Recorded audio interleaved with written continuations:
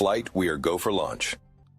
T minus 5, 4, 3, 2, 1, 0. Liftoff. This is Navigating AI, hosted by Rich Wilson, guiding business leaders through the new intelligence era. Let's explore how AI is reshaping business, leadership, and the world. Hi, I'm Rich Wilson. Welcome to Navigating AI, where we guide business and HR leaders through the new intelligence era. Today's episode is titled Sharpening the Axe, How to Use AI Without Losing the Human Side of HR. And today's conversation is with Marcus Ludwig, Director of Human Resources and AI Strategist at Building Controls and Solutions. Marcus brings a perspective that I think a lot of leaders need right now. He is not approaching AI as a gimmick, a shortcut, or a replacement for people. He's approaching it as a tool, something that can sharpen the work of leadership when it is used with discipline, judgment, and care. Marcus's career started long before the current AI conversations.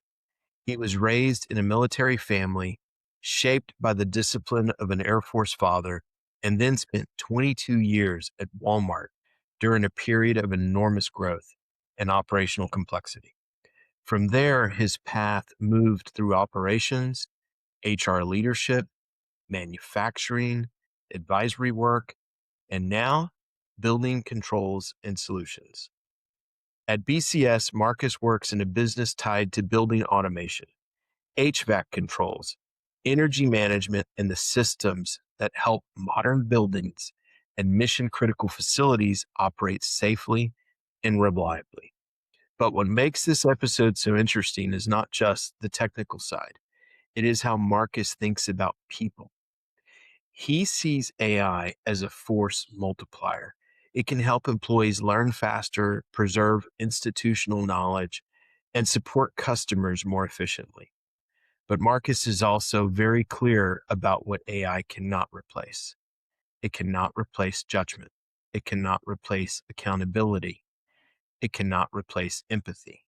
And it cannot replace the human side of HR.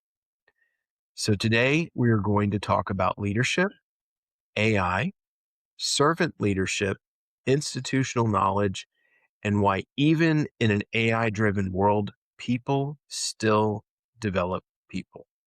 Marcus, welcome to the show. Thank you so much for joining me today. Thank you, Rich. That's a very nice introduction. I hope I can live up to everything you said there. Well, we've had plenty of time to get to know each other, so I know it's a very accurate description of you. Thanks.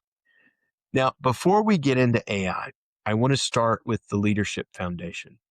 One thing that became clear in our previous conversations is that AI is not what defines you. HR leadership is the center, and AI is one of the tools you use to sharpen that leadership. You grew up as a military kid with a father who served as a fighter pilot and later as a base commander. What did that life instill in you that still shows up in how you lead today? Well, thank you for that question. I think it's a great one. What it instilled in me was a spirit of discipline, acting accordingly. As you know, in the military, there's a lot of duty, responsibility, honor, those types of things. And though I didn't personally serve in the military, I often felt like I did. Reveille came early in our home. We honored the base codes. We followed everything that happened there. So my father taught us discipline. He taught us accuracy. He taught us to be good men. And he had daughters also, so good women as well. How did moving quickly and moving frequently shape your ability to connect with people? Uh, Boy, that wasn't easy. It was actually very tough. But the nice thing is so many in the military move from base to base that you could move 6 months, and then 6 months later, one of your friends might show up, or vice versa. So I think the hardest part was attaching yourself to people. You would be involved with riding your bike around the neighborhood in the fields, playing baseball, and then all of a sudden that world changing, you had to make new friends. And I also had an older brother who was 2 years older than me, and we just kind of uh, when we went outside, all of a sudden there were two new kids playing out there, and then the other kids would come out, and then it would make it fairly easy. And then also having a dad who had some high rank and leadership on the base made it easy too. Sometimes it made it difficult as well. Yeah, I can imagine. Now, did that experience make you more comfortable with change? Yeah, that's one of the things that I live in that world right now in HR. Change management is continually happening. Change management comes around almost annually because you've got annual evaluations, you've got new budgets, new succession planning, growth, recession in some areas, growth in others. So, uh, change is kind of adaptability. It's kind of the world I live in, and it's kind of the normal aspect when things aren't changing. My fingers start tapping and I get a little bit nervous that something's not happening the way it should be. So that's kind of how I feel about change management. When did you first realize leadership was more about responsibility than authority? I think in my scouting career, when I was little, my dad was a scout master. We would go on trips with him with the older kids. And as I got older and went into Cub Scouts, I kind of naturally evolved into some of those leadership. And I think I learned those skills as I went along. And I learned that um, you had to influence people. You had to help them understand why we're doing it this way, not just because I told you so, but here's why we're doing it, and this is the benefits we get out of it. You spent 22 years at Walmart and saw the company grow through a massive period of scale. What did that experience teach you about people, systems, and the pressure that comes with growth? So I learned a lot. Actually, I was coming out of my college career, went into the training management program with Walmart from an hourly to an inside trainer. Um, I was able to do a lot of things on my own. I mean, if you told me to run through a wall, I could get through the wall. You wanted me to clean out the back room, I could get the back room cleaned out, swept, organized, neat. I lived on a principle called NCO, neat, clean, and organized. And as I later opened up super centers and worked in the super centers, we would put, NCO, and then it had to be, not only clean, but you had to be sanitized. You had all those other things that came with it. So you didn't get shut down by regulatory. But what I learned is I could do everything, but I was working 20 hours a day. And then when I started figuring Um, out to lead through people, trust people, I finally came up with a philosophy where if I would teach and train people, then I could trust them because I knew what they knew.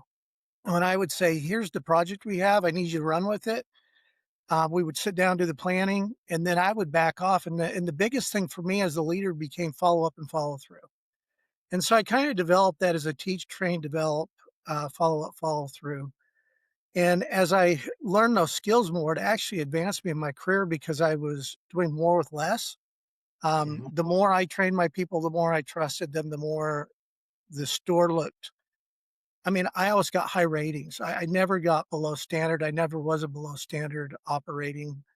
And then it developed a lot of my people skills because I became known as a trainer. We were scaling up in the company.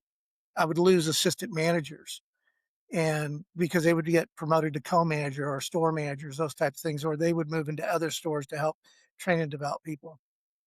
And I noticed that churn was either going to burn me out or I just had to be more dedicated to that trusting and training and delegating. And so as I did those things, I became a regional trainer. I was getting sent all the new trainees coming in because they knew when they were being slated for new store openings that those people were ready to go because I signed off on them.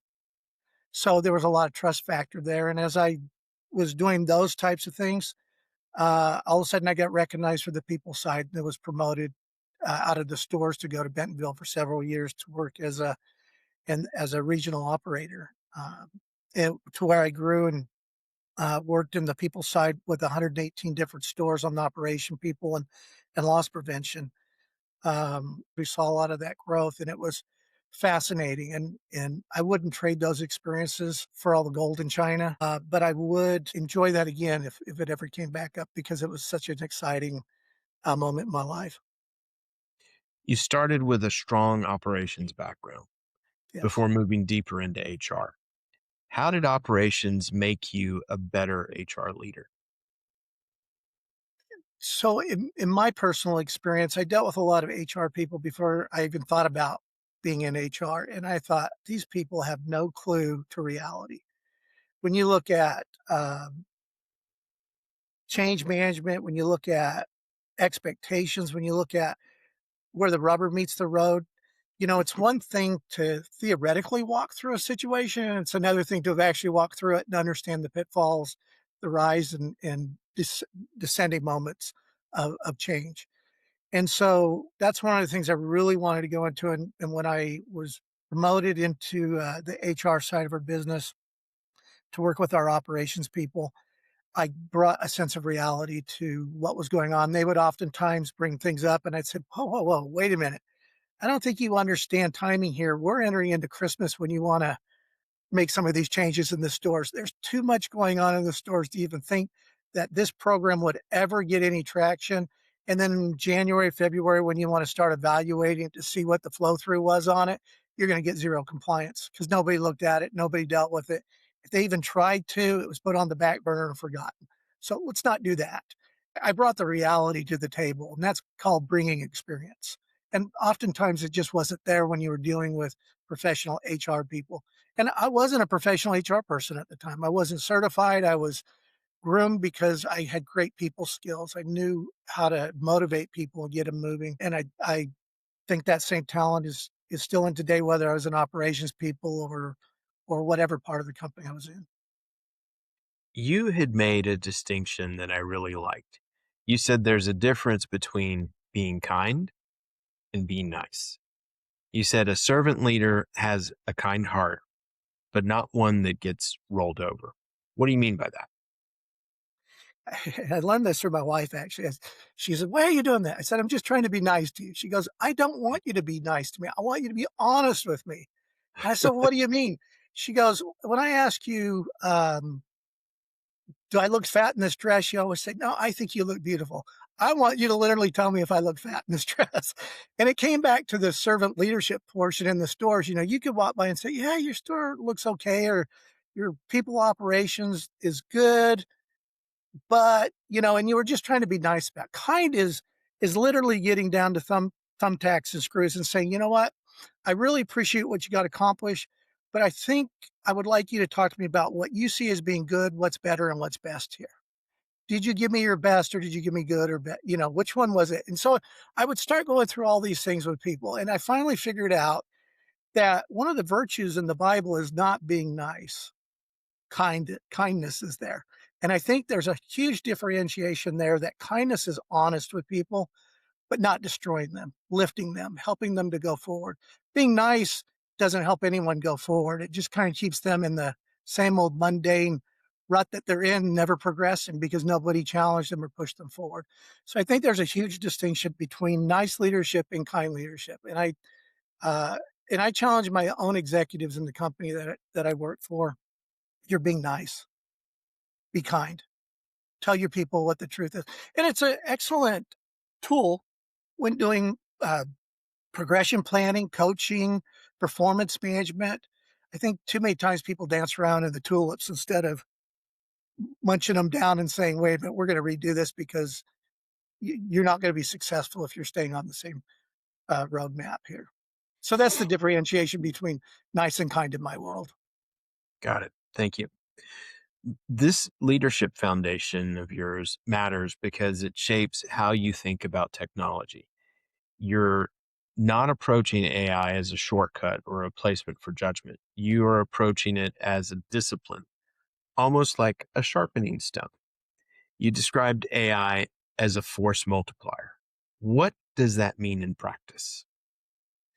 So, in a time and age where budgets are lean and everybody's asked to do more with less, um, AI helps you be able to do the more with less. That assistant that Mhm. can kind of give you a reality push, take something off of your screen for a couple of moments while it's generating data and information to help you make better decisions.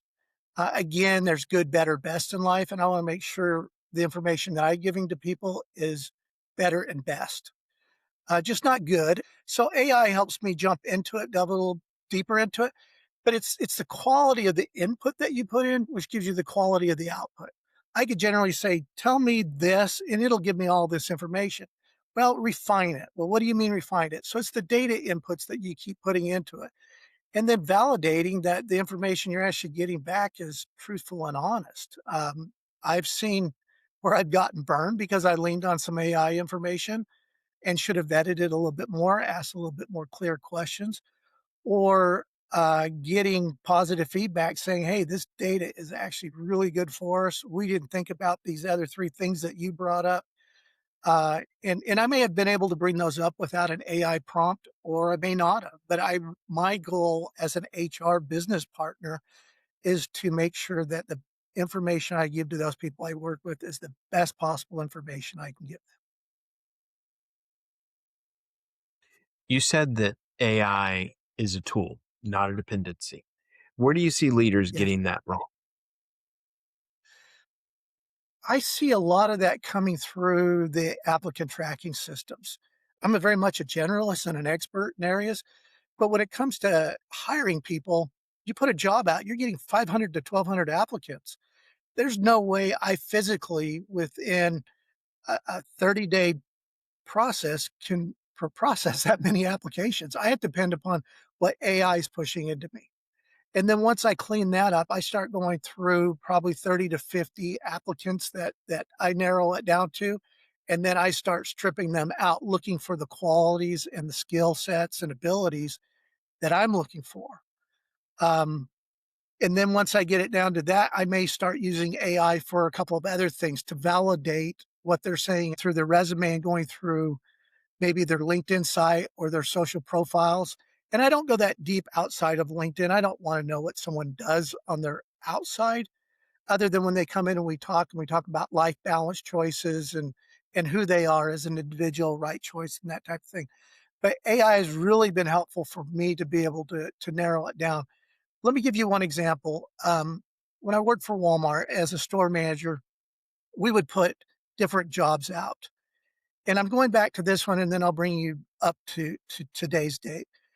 But a lot of people would come to me and say, Marcus, I'm looking for this type of person to do this role. And I would say, why did you kick this person? Well, they don't have any relevant experience. But this one does. They've been in retail for all these years. But I said, but they jump from job to job to job. That's one indicator that kind of gives me a red flag. They've only been there 6 weeks, 2 weeks, so they don't really have any core discipline. But I would tell you, I started digging into a lot of mothers where their kids were into high school or moving out and going to college. And I'd have employees come back to me, but they don't have any experience, Marcus. I said, are you kidding me? A mother has every experience that there is in retail that you would ever want, from cleaning to detailing to zoning. I mean, everything that we would ever talk about. That lady already has, because she's raised kids, she's cleaned up after them, she's got them to school, she's balanced a checkbook. Tell me what skills she doesn't have. Well, she didn't say she had those skills. Every mother has those skills. So it became kind of a interesting thing in my store that I was promoting all these women into leadership, into these manager roles, because that's what they were looking for. They were hungry. They could manage multiple groups because they managed multiple kids, getting them to soccer, football. But they had every skill. And I don't think people really went into that. What they were looking for is someone exactly that could jump into that skill set with minimal training. I said, well, you want to train them from a clean slate anyways. Why don't we give them a chance? And I had the funnest time doing that. And that's another thing that got promoted me up, because I could look at diversity, I could look at skill sets and find people that had those that didn't naturally put those into a resume. So jumping today for AI, a lot of things that I'm trying to do is validate that they actually have those skill sets. When someone in finance says, I have these credentials, I have this, it's easy to go out into the internet now and pull that information if you ask the right question. So that's how AI as a tool today is helping me do things. Whereas 20, 30 years ago when I was trying to hire people, I was linking into more of a sure way to eliminate turnover. Because I was in some stores that had 64% turnover in your full-time employees. That's devastating to a store operation.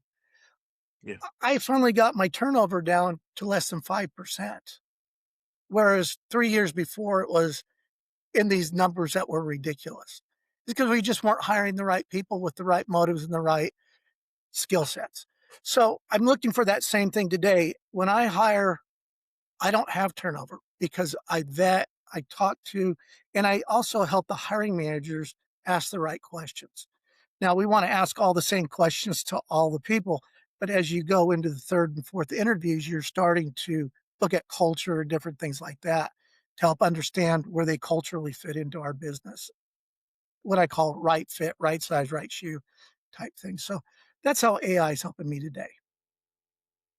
You went through a strategic AI certification and Yes, then served on the Houston Christian University Strategic AI Advisory Board.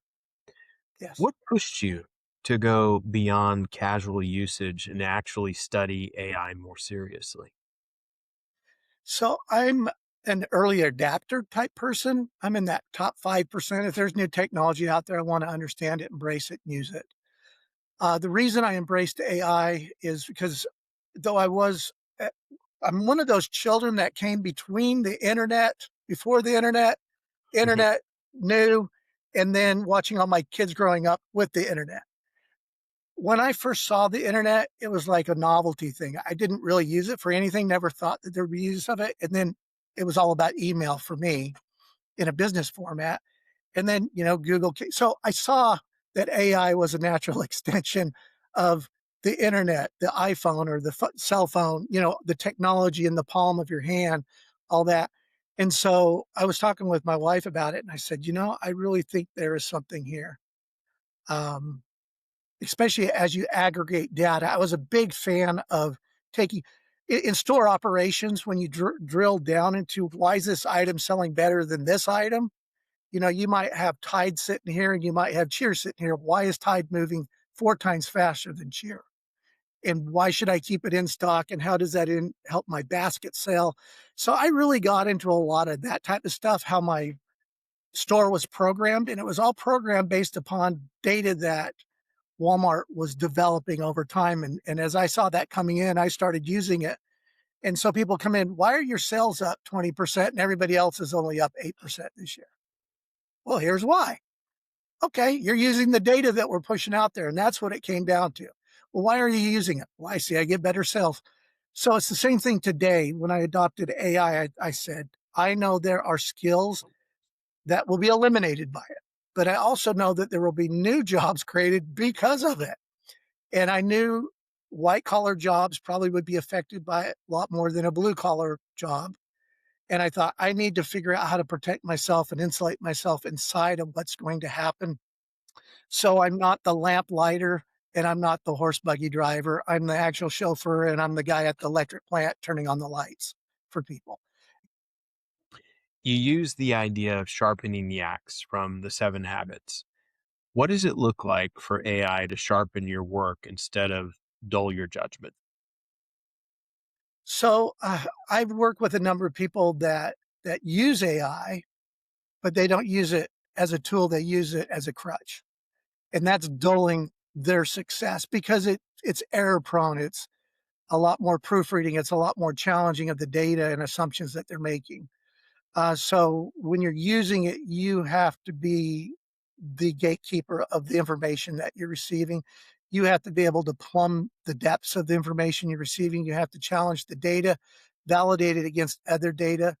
It's best to use multiple AI generators because if you don't, uh, it, it could skew the data that you're getting. And let me kind of give you an example. I was doing some research the other day and I put in there an article and I said, I want you to parse this article for me. There's key things that are in here that I want to be able to pull out.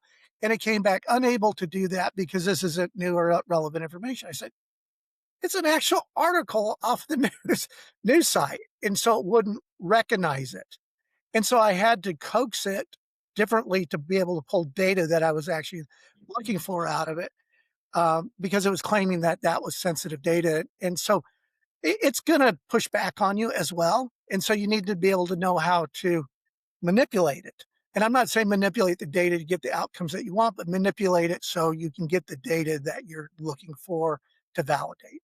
And that's the difference between sharpening and dulling your AI interface. Gotcha.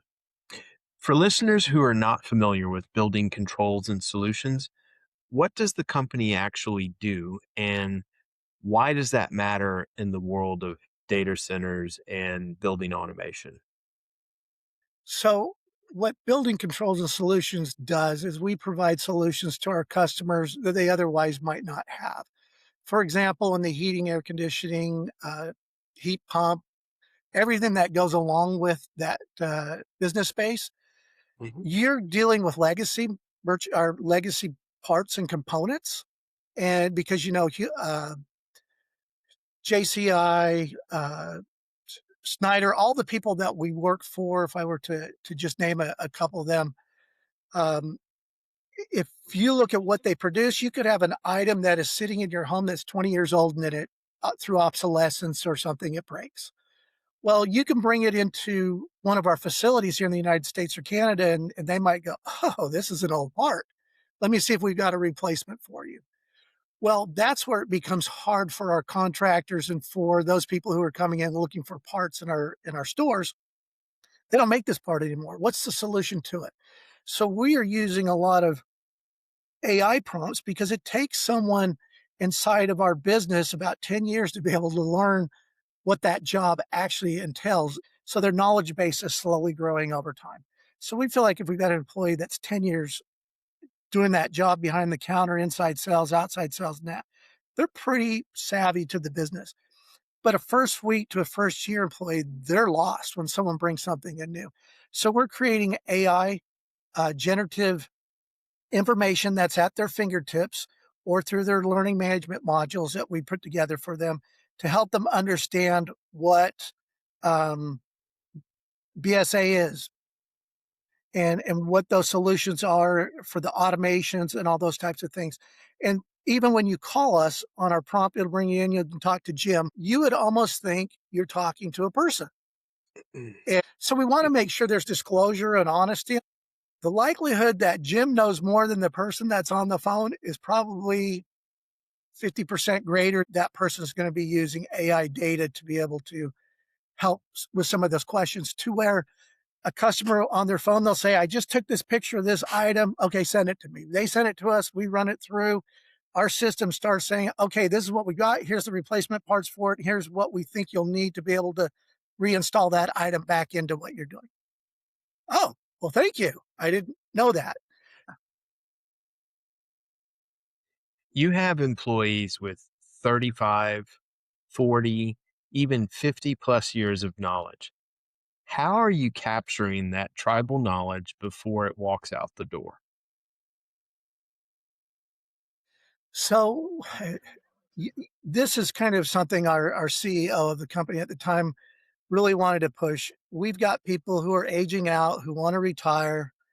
We're actually sitting down and taking old videos that we have of people, of current things people are saying and doing, and we're putting them into an LMS system, a learning management system, where people can go in and learn from our experts firsthand through an AI model or an AI bot that's generated based upon the data and information that these people have given us over the years. So we actually have one gentleman who's worked for us. We have 10 hours worth of um, video that we're turning into 30 different units of training, 15 minutes apiece. And we take those through and we talk about what is a controller, what are all the other things that HVAC or heating system would use, from the controllers outside to the inside controllers, and how all those systems and integration work. So as we're breaking those down into modules, the first one for our first attempt was good, but the stuff we're putting out now, because we're getting better at it, is just phenomenal. And so what we're actually doing with it, we're making it so we can make it not only accessible to our employees, but we're also giving certificates to our customers and to our contractors who need to learn about this stuff so they can go through the same thing. And so that way, we're pushing knowledge and information to people, not hoarding it and trying to say, I'm the sole keeper, I'm the library of all this information. You have to come to me.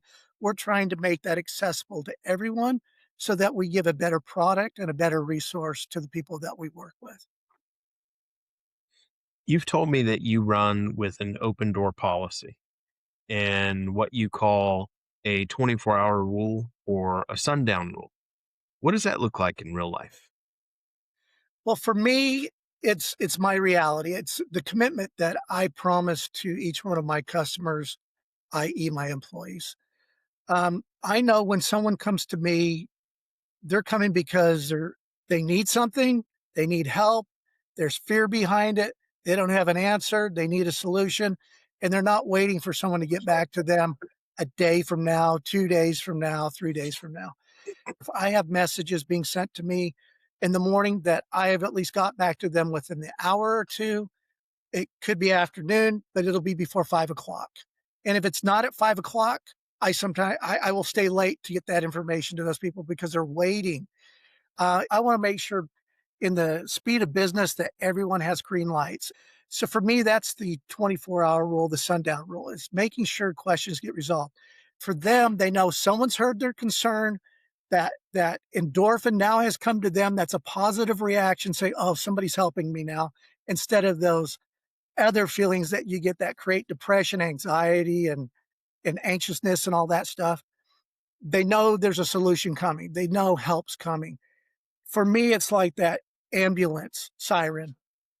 No help's coming until you hear that siren. And that's kind of how I look at my job. I'm the siren for people. They know something's happening. Now, for the open door policy, we believe any question, any concern can be raised to any manager level in the company. I purposely work with my door open all day. And if you know it's closed, that's because I'm either on a conference call or I'm conducting business that has to have some modicum of silence or private, being private. But 90% of the time, my door's open. They come in, they're able to talk to me, and they'll talk to me about their kids, to my paycheck. I think there was something wrong with my paycheck. I didn't see a benefit. How do I use this benefit? So I want to make sure that door is open because I don't want them to have to wait, because I know what waiting means. And I hope I conveyed that through my answer. Waiting is not a great experience for people. They want answers. And in today's society, you can lay a credit card down, get anything you want. You can get on the internet, get anything you want. But if HR is the doorstop and you can't get what you need, that means I'm not doing my job. You described HR as needing to understand risk, business operations, leadership decisions, and the human impact of those decisions. What does it mean to be a true HR business partner? For me, it's I sit on a precipice or the knife's edge. I sit on the side of operations and management, and I sit on the side of employee advocacy. And so for me, providing the best business partner, I need to be able to give the best information for both sides. I have to be an advocate for both sides. And sometimes I can't be an advocate for either side, which makes it hard because when we're wrong, we're wrong. Or if we're right, we're right. And I try to create every outcome as a win-win. And it can't always be that way. But if there is a win-lose, it's the employee winning and it's the company losing. Now, you can't take too many losses on a company, especially if it's a bad situation. But I learned a long time ago, and I learned this from one of my mentors, was sometimes we're too quick to terminate and we're too quick to get rid of the solution to the problem that just happened. I think sometimes an employee makes the best decision they can with the best information they have that may be hurtful to the company.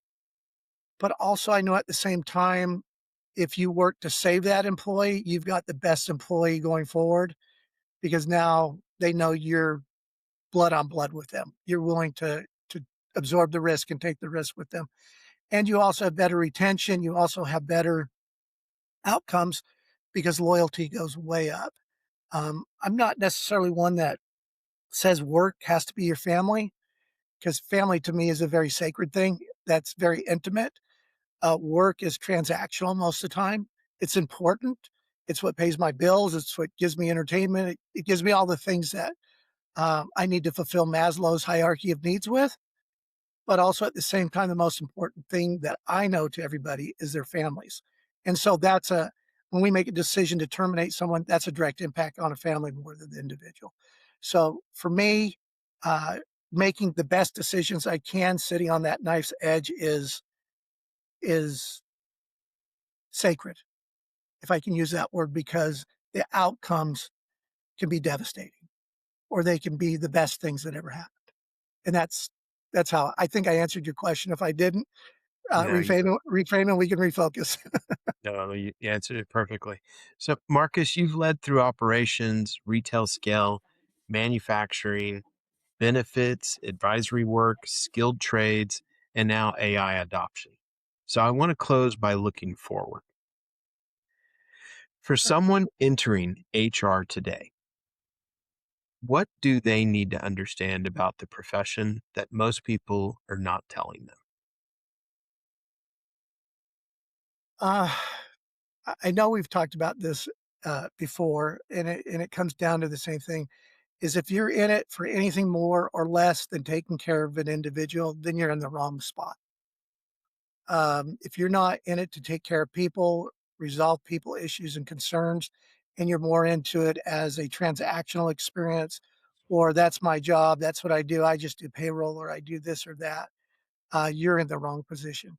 Because if you think about it, if you're not interested in that person and you do payroll, then they don't marry up. Payroll is everything to that person. Getting that check on time is everything. Making sure it's right is everything. You miss that payroll check, you've just missed a mortgage payment. You missed a lunch appointment. You missed a putting groceries in that house that day or that week. So for me, HR is everything about human and how we use that resource.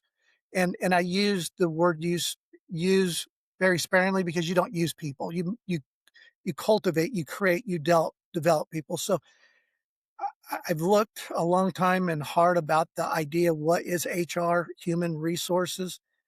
Um, I wish there was a different name for it, but I don't know what that name could be, because you're dealing with humans and you're using it as you're using their skill sets as your resources to help your company grow and develop. So between those two things, I think if I were to sit in front of a class today and talk to a bunch of people who wanted to go into human resources as their professional career, if it's anything more or less than taking care of individuals, then you're in the wrong spot. When people hear this episode, what is the one thing you hope they take away about leadership, AI, and the human side of work? I would hope the thing that they would take away from this is we all have to work, unless you were blessed to just be in one of those great families that had a lot of money. But we all have to work, and it defines who we are. Um, and because we have to do that, I hope people understand the passion that I have for the human side of work, and understanding that um, people do it for three things. They do it because they want entertainment, they want to make their house payment, and they want food on their table. I really can't think of any other reason why people go out and work, other than when they do it, they want to make sure they can excel and be the best people that they want. How AI can help them with that is it's the future, and understanding it and how it'll apply to them and how it'll impact them and how they can impact AI, and how human resources is critical to every organization's operational side. And if it's not balanced and pro employee, I think you'll have morale issues. You'll have turnover. You're going to have the things that you don't want as a company. And again, I know a lot of companies like to frame this as a family environment. I think that's great. Have the family type of environment there, but remember, family is different than work. Work is something we do. Family is something we live and love and do every day and sacrifice for. So I guess in the end, to put my conclusion on this, as an HR leader, I love what I do. I love working with people, And I want to make sure that at the end of the day, they're having feelings of success in their own life because they're growing. Marcus, this has been a terrific conversation. You've shown us that AI can help people learn faster. You can use it to preserve expertise, support customers more effectively, and become more confident in your work. But you've also reminded us that leadership still requires a human being who can listen, respond, guide, care, and make good decisions when people are under pressure. That is the balance that business leaders are trying to find right now. How do we sharpen the axe without losing the hand that holds it? Marcus Ludwig, thank you for joining us on Navigating AI.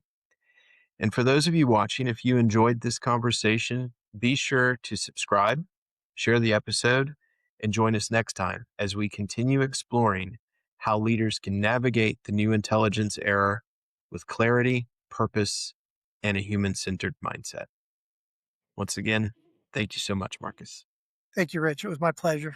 Thank you. Mission accomplished. This is Navigating AI. Subscribe for more insights into how AI is transforming business, leadership, and the world. Until next time, stay curious, stay ahead.